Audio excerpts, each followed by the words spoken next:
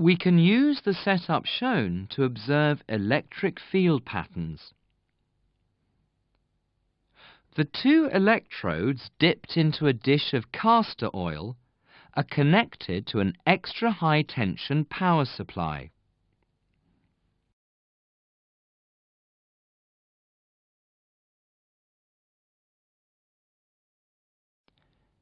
In order to visualize the electric field pattern, first we need to sprinkle some semolina over the oil.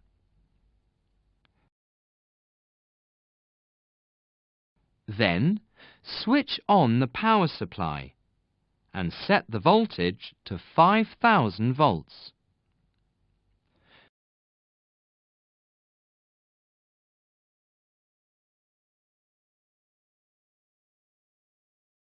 You can see that the semolina particles line up to show the electric field pattern. Observe the pattern carefully.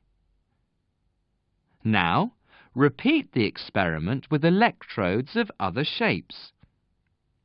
Again, observe the electric field pattern carefully in each case.